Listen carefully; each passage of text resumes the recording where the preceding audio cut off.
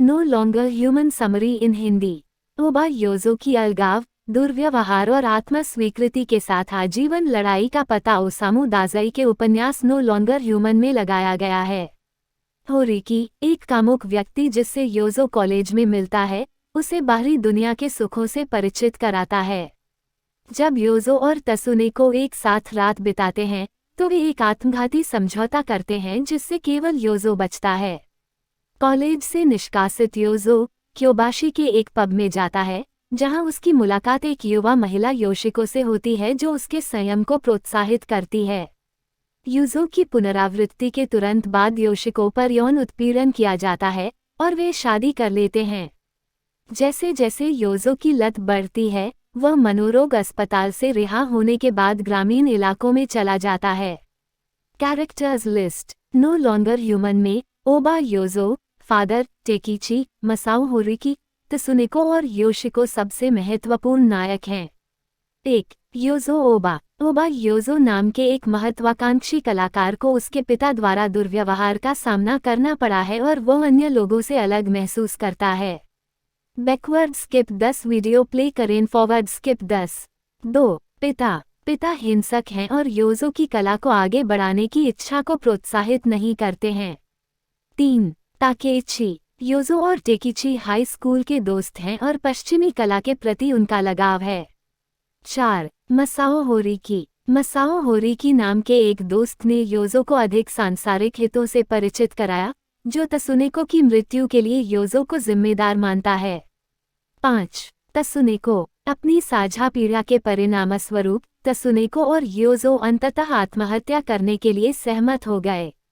6. Yoshiko. योजो जिस लड़की से शादी करता है, योशिको 17 साल की है। समरी। नो लॉन्गर ह्यूमन उपन्यास में ओबा योजो एक उदास युवक जिसने यौन उत्पीड़न, गरीबी, लत और आत्महत्या का अनुभव किया है, अन्य लोगों से प्रतिकूल रूप से अलग महसूस करता है। कहानी का समापन एक अज्ञात कथावाचक द्वारा किया गया है जो योजो को केवल छवियों और पत्रिकाओं के माध्यम से जानता है। वर्णनकर्ता चित्रों में योजो के भयानक खोखले अनुभवों के बारे में प्रस्तावना में एक बयान देता है। एक युवा के रूप में योजो की आत्मधारणा यह है कि वह अपने आसपास के लोगों से अद्वितीय है। वह स्वीकार करते हैं कि उन्हें कभी भूख का अनुभव नहीं हुआ है और उन्हें कुछ सामाजिक कार्यों पर स्पष्टीकरण की आवश्यकता है। योजो को अन्य लोगों से डर लगता है क्योंकि उसका मानना है कि वो लोगों की सबसे साधारण इच्छाओं को भी सही ढंग से नहीं समझ सकता है। दूसरों के साथ अपने संबंधों को सुविधाजनक बनाने के लिए वह एक हास्य चरित्र बनाता है। वह और उसके भाई बहन अपने पिता की नियमित रूप से निर्धारित टोक्यो यात्रा से एक रात पहले पार्लर में इकट्ठा होते हैं। पिता बच्चों से पूछते हैं कि उन्हें क्या उपहार चाहिए और उनके जवाब एक नोटबुक में नोट कर लेते हैं। योजो जवाब नहीं दे सकता क्योंकि उसके पास इच्छा करने के लिए कुछ नहीं है और वह अपने पिता को निराश करने से इनकार करता है। उनके पिता एक शेर नृत्य मुखौटा की सिफारिश करते हैं, लेकिन उनकी सहनशीलता और अच्छा हास्य जल्द ही फीका पड़ जाता है जब योजो चुप्पी के साथ जवाब देता है। अपने पिता के गुस्से के डर से योजो अंतिम संदेश लिखने और अपने पिता को खुश करने के लिए आधी रात में अपने पिता की नोटबुक की तलाश करता है। सार्वजनिक रूप से हास्यपूर्ण होने के बावजूद योजो ने खुलासा किया कि उसका असली स्वभाव हास्य के विपरीत है। वो ये स्पष्ट करता है कि नौकरानियां उसका यौन उत्पीड़न कर रही हैं, लेकिन उसे नहीं लगता कि किसी को सलाह देने से कुछ भी बदल जाएगा। हाई स्कूल के छात्र टेकीची का दावा है कि योजो की कॉमिक प्लेटफॉर्म्स में से एक उद्देश्यपूर्ण भूल है। योजो इस चिंता के कारण टेकीची के साथ जाने की कोशिश करता है कि वो उसे धोखेबाज के रूप में उजागर कर देगा। योजो एक बरसात के दिन टेकीची को सफलतापूर्वक अपने आवास तक खींच ले जाता है। योजो बारिश से टेकीची के कान के संक्रमण का इलाज करता है। ताकेची असहजता से योजो की प्रशंसा करता है, उसे आश्वासन देता है कि कई लड़कियां उसकी ओर आकर्षित होंगी। ताकेची वैन गॉग के स्वचित्र की प्रतिकृति प्रस्तुत करता है और इसे एक भूत की तस्वीर के रूप में संदर्भित करता है। योजो जिज्ञासावश ताकेची को मोदिग्लियानी प्रतिकृतियों की एक पुस्तक दिखाता है और ताकेची प्रसन्न होता है। योजो को एहसास है कि ईमानदार होने से कला लोगों के अंधेरे और घायल पक्षों को चित्रित कर सकती है। वो कई स्वचित्र बनाना शुरू कर देता है, जिसका खुलासा वह केवल टेकिची को करता है, जो घोषणा करता है कि योजो एक दिन एक प्रसिद्ध चित्रकार बन जाएगा। योजो की कला विद्यालय में जाने की इच्छा के बावजूद उनके पिता ने उन्हें टोक्यो कॉलेज में दाखिला दिलाया, जहां उन्हें सरकारी कर्मचारी बनने के लिए प्रशिक्षण प्राप्त होगा। योजो अक्सर पढ़ने, पेंटिंग करने या होंगो में किसी कला कक्षा में भाग लेने के लिए कक्षा छोड़ने का निर्णय लेता है। कला कक्षा में मिले कामुकवादी होरिकी ने योजो को शराब, सिगरेट और वेश्याओं के प्रति प्रेम से परिचित कराया। वो योजो को एक गुप्त कम्युनिस्ट बैठक में भी खींचता है, जिसमें योजो अक्सर शामिल होने लगता है क्योंकि उसे वहां का माहौल पसंद है। जब योजो का टोक्यो में रहना खत्म हो गया तो उसके पिता ने घर बेच दिया। आवास सुविधा में स्थानांतरित होने के बाद योजो को पता चला कि उसे अपने पैसे संभालने के लिए मदद की जरूरत है। वह भीख मांगने के लिए गिरवी की दुकानों और पत्रों की ओर रुख करता है, लेकिन पैसा फिर भी बिना किसी निशान के गायब हो जाता है। बाद में स्कूल ने योजो के पिता को उसकी अनुपस्थिति के बारे में सूचित किया। इस समय उसका सामना गिंजा कैफे में एक परिचारिका तसुनेको से होता है। वो योजो को शराब और खराब भोजन देकर अपने घर ले आती है। तसुनेको की स्पष्ट पीड़ा योजो को द्रवित कर देती है और वे एक साथ एक शानदार रात बिताते हैं। लेकिन योजो ने तसुनेको को छोड़ दिया क्योंकि वह महान खुशियों की संभावना के बारे में असहज है। एक महीने बाद वह एक शराबी मुफ्तखोर होरिकी के साथ कैफे में आता है।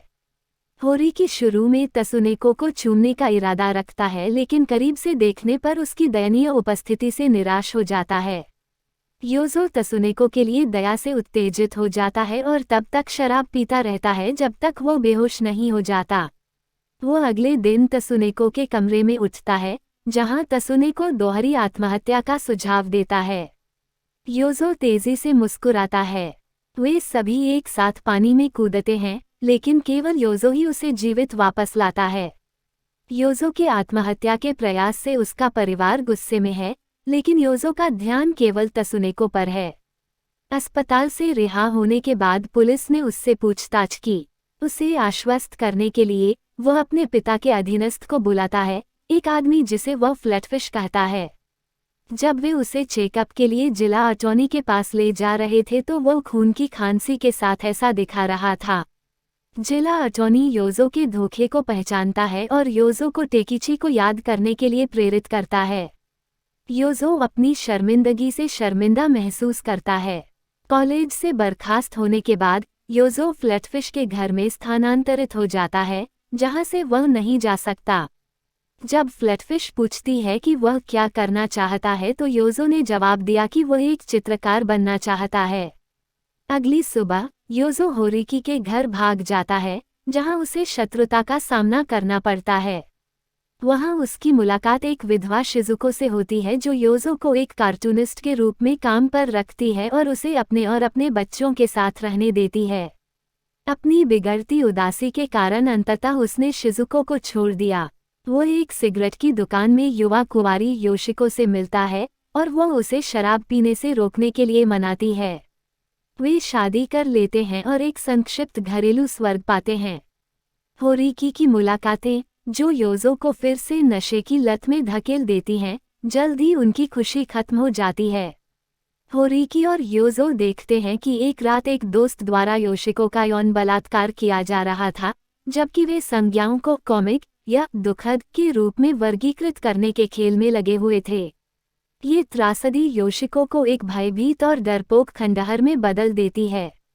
अंत में योजो नींद की गोलियों का एक पैकेट खा लेता है और उसे अस्पताल ले जाया जाता है।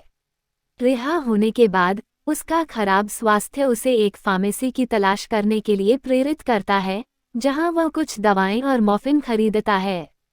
हालांकि उसे बताया गया कि मॉर्फिन शराब जितनी बुरी नहीं है, लेकिन जल्द ही वह निराशाजनक रूप से आदी हो जाता है। उसकी निर्भरता के कारण उसका कर्ज बढ़ जाता है और उसे अन्य मॉर्फिन खुराक के लिए भीख मांगने के लिए मजबूर होना पड़ता है। ये निर्णय लेने के बाद कि वह इसे अब और नहीं सह सकता, उसने अपनी लत से निपटने के लिए अपने पिता को पत्र लिखा। इसके बजाय फ्लैटफिश और होरी की उससे मिलने आते हैं और एक मनोरोग अस्पताल में उसकी जांच कराते हैं। अस्पताल से छुट्टी मिलने के बाद योजो को पता चला कि उसके पिता की मृत्यु हो गई है।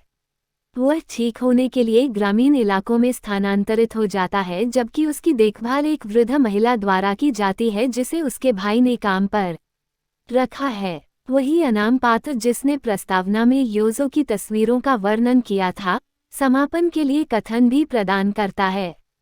वर्णनकर्ता के अनुसार एक पुराने दोस्त से मिलने के लिए यात्रा करते समय उसकी मुलाकात एक पुराने दोस्त से हुई, क्योबाशी में एक बार की मैडम, जहां वह युद्ध से पहले गया था।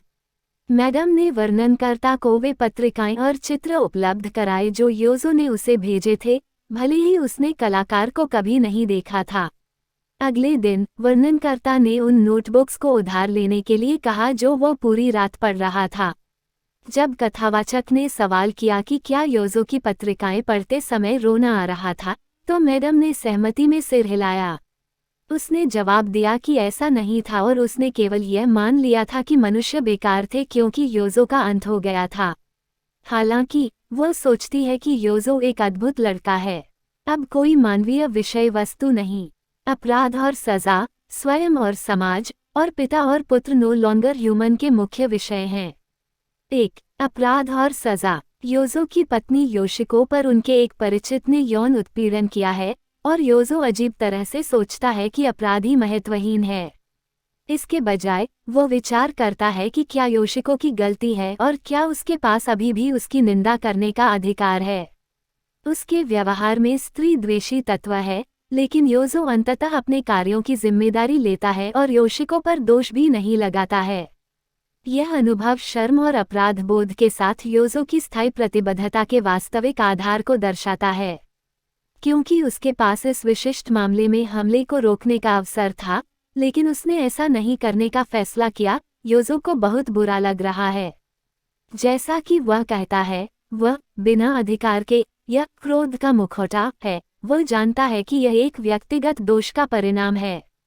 परिणामस्वरूप वह अपमानित महसूस करता है। लेकिन पाठक यह अनुमान लगा सकते हैं कि क्योंकि वह बचपन से ही अपराधबोध और अपमान से जूझ रहा है, हमले के प्रति उसकी प्रतिक्रियाएं संभवतः वैसी ही हैं जैसी उसने पहले अपने दुर्व्यवहार के बारे में महसूस की थीं। वह भगवान से पूछता है, क्या प्रतिरोध न करना पाप है? फिर भी यह स्पष्ट है कि वह योशिको से अधिक अपने बारे में बात कर रहा है।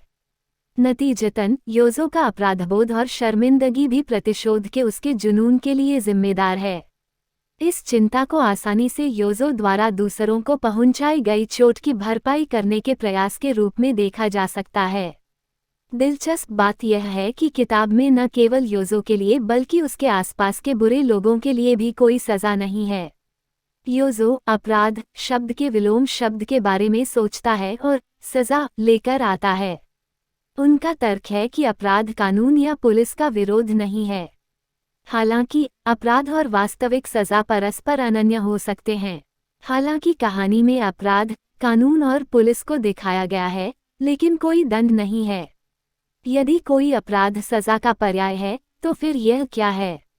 यदि कोई अपराध कुछ ऐसा है जिसके बारे में अपराधी को पता नहीं है, लेकिन पीड़ित है, जैसा कि योजो खुद को और योशिको को दोषी मानता है, भले ही उनके साथ यौन उत्पीड़न किया गया हो। शायद एक सजा अपराधी को उनके अपराध की गंभीरता से अवगत कराकर पीड़ित की बेगुनाही साबित कर देगी। जब योजो ईश्वर में अपने विश्वास के बारे में चर्चा करता है, तो वह अपनी सजा का उल्लेख उस चीज के रूप में करता है जिस पर वह विश्वास करता है। इसे बदला लेने की इच्छा से परे एक ईमानदार प्रार्थना के रूप में समझा जा सकता है।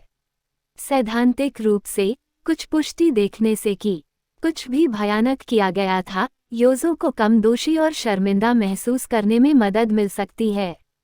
आखिरकार वो पुलिस स्टेशन में गिरफ्तारी के दौरान आराम और सुखद एहसास पाने का दावा करता है।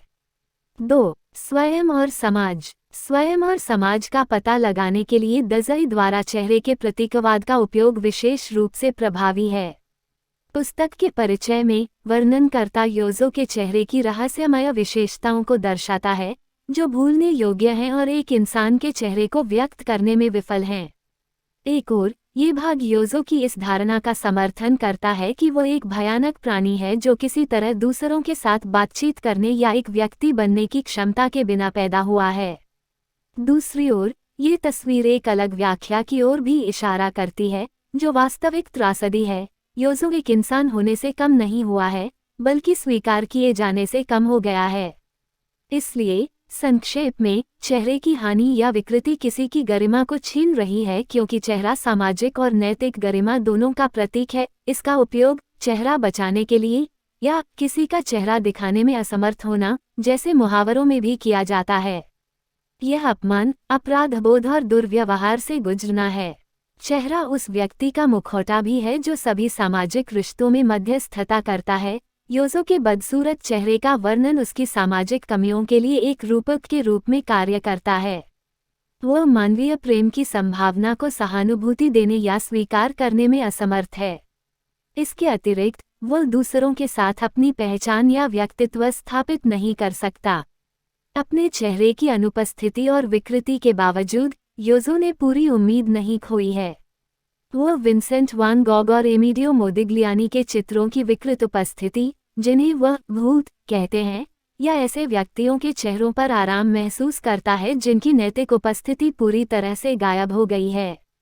इन चित्रों को देखने के बाद उनके पास एक अंतर्दृष्टि है कि उनके शब्दों में, मानवों के हाथों बार बार घावों और धमकियों के बाद इन राक्षसों को वैसे ही चित्रित करे जैसे वे प्रकट हुए थे।